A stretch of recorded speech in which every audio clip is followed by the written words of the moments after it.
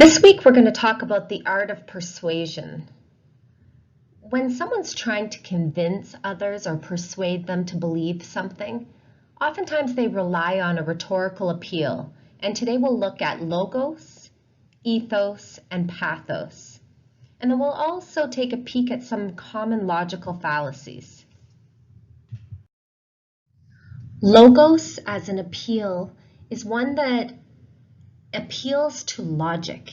So an example in an article or some other form of text might be graphs, statistics, some science-based knowledge, and we're being asked to believe or be convinced because it just makes sense. It's logical. Whereas an appeal to pathos is more of an emotional connection. So an example in a text might be a description that helps you to imagine a situation. All of a sudden, feelings of empathy or sadness might be created in you as the reader, and then you are in turn persuaded. So it's an emotional connection, trying to evoke emotions in the reader. And lastly, ethos is all about reputation. So ethos is the idea of you can trust this source or this author because they're presenting experts.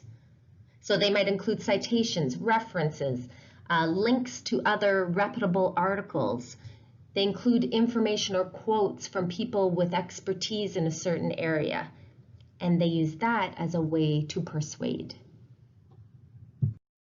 It's also important to look at the intended audience and understand the purpose.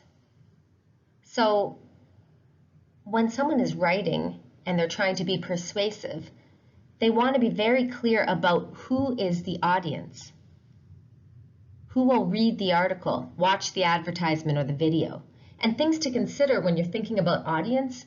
How do you win them over? Which rhetorical appeal might be most effective? What do they already know? Could you build on prior knowledge? What is the age, gender, socioeconomic status, level of education, ethnicity, etc.? All of those things make up audience. And when you're thinking about purpose, it's the reason behind the words. What is the writer's goal? In this case, we're looking at sort of the goal to persuade, but other purposes might be to inform or to entertain. Now we'll take a quick peek at some logical fallacies. These are instances when the evidence doesn't make sense. If you look at these two examples, I'm sure you can see one that lacks logic.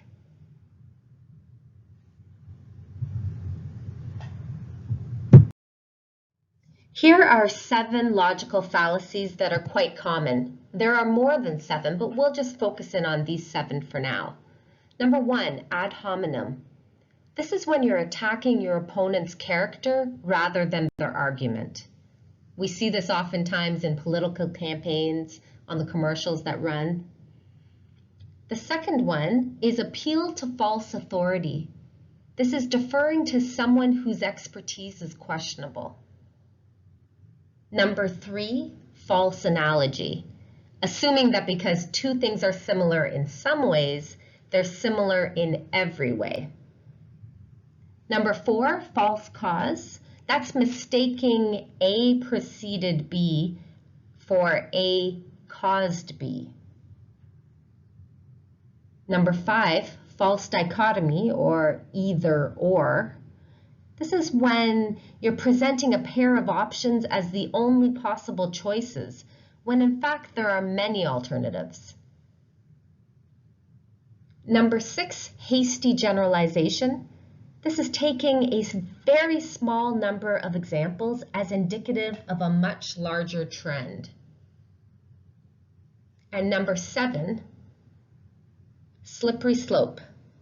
Predicting without justification that a relatively minor event will eventually result in disaster. Let's take a look at some examples of those 7 logical fallacies. In the first one, you can see the slippery slope. And when you take a moment to read that, you can see that it is predicting that a relatively minor event will lead to disaster. By legalizing marijuana, suddenly everyone will come high to work. So there's a lack of logic there. When we look at the next one, ad hominem, the example is, after Sally presents an eloquent and compelling case for a more equitable taxation system, Sam asks the audience whether we should believe anything from a woman who isn't married, was once arrested, and smells a bit weird.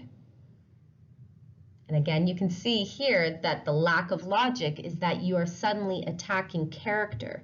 You're getting personal, and you're moving away from what's important in that. The third example is an example of either or a black and white. You can see that they're only presenting two options, whereas there are many more. The fourth example, false cause. I wore my lucky socks last week to the exam and I got an A+. Therefore, my lucky socks are truly blessed. Now, you could definitely argue that there was probably more at play there than the lucky socks, right? So there's a lack of logic. When we look at the next one, false authority. My mechanic says cars aren't causing global warming. He would know. Really?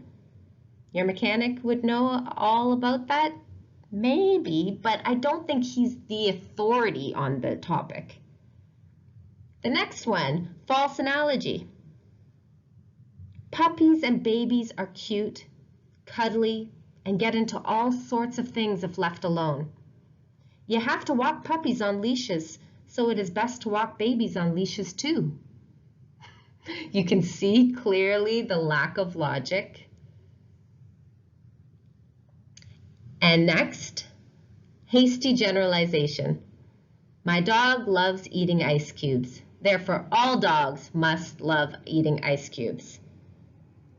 Definitely a stereotype. I'm sure there are dogs that do not like that. So anytime you see those kinds of broad generalizations, there's a lack of logic.